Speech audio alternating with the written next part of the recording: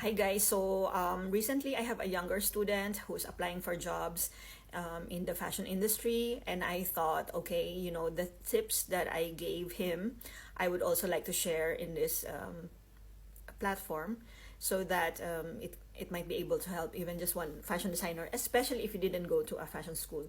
So, number one, build your portfolio, okay, little by little, like focus on one collection per time. An average fashion design student would have at least four well done collections in their lifetime in the school. So imagine you have that. So I don't suggest that you make it in a hurry or something. I suggest you focus one collection at a time.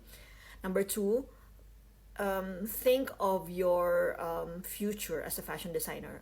Are you towards children's wear, women's wear, like at least have a thing, and then make that like a collection that really defines your identity. Number three, make a collection that is good for all, like a generic collection, like you think a lot of people will like. Why? Because I feel like if your collection is too strange or too weird or something, like we gotta eat, right? We need jobs. So one way or another, you're gonna want to look for a job that will accept you, as long as it's design, right? So you want something that they can relate to, because sometimes it's not about the talent, it's about your personality, about your thing, and seeing your work portray something that they can relate to is increases your chances of getting hired. Okay, number four, always improve your craft. Focus on one thing per month, like I don't know, maybe drawing, hand drawing, maybe your computer skills, maybe your pattern drafting skills. Like being a designer is not just a one dimensional thing.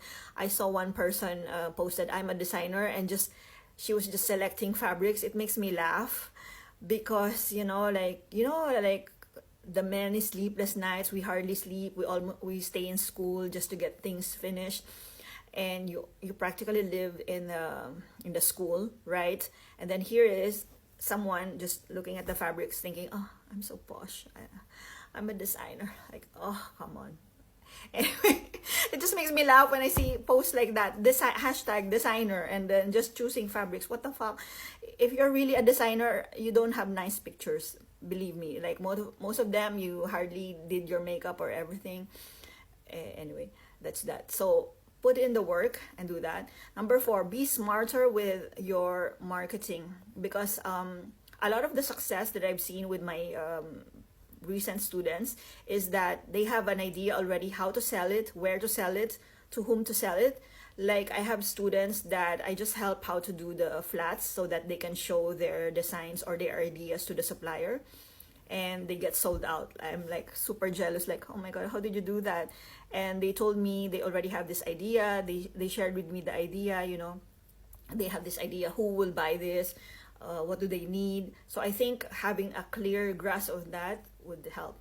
Number five, imagine now the situation, like people can buy designer goods online, on Vinted, on those secondhand shops. So if your target market is someone who likes nice things and they can afford it, and they can buy it even more now, like like you can buy a second hand Chloe or Celine on Vinted, and that's the style that you're going for. So you might want to consider also your price range, right? And another thing, this is what I've seen on TikTok, fashion designers or fashion brand owners. They share their story. They said like marketing is not like the same as before. Like before, like you just show your product, you explain, and you sound like a salesman, right? Now your social media should feel like walking in a cafe or walking in a restaurant. Like I should be able to understand what your aesthetic is about, like what's your vibe, like that's how I should feel when I see your social media post or content.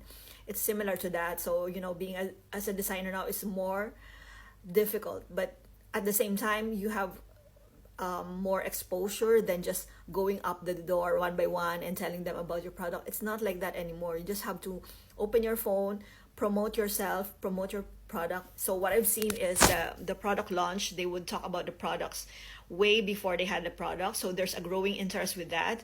And then they will announce, okay, this is my launch date. And then boom, it's suddenly like sold out. I've seen, and I'm so happy when I see this, like, oh my god, I hope my students also will have this success, me too, you know. But and it's like they only have like 5 products and they sold out like in an instant, you know. And then the next thing, but the main thing is to focus on a good supplier, have the goods delivered, and instead of complaining about the process, tell us when it's done, you know. And then while you're working on your second collection, talk about your products, blah blah blah.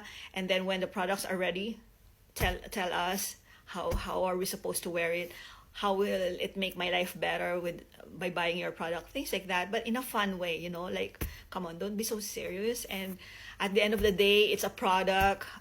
It's different with selling things that are like basic necessities, right? But with clothes, it's a little bit like informing people about your product, but at the same time, you need to seduce people to buy your product, if you know what I mean. So anyway, I hope this helps. This is kind of long. Au revoir.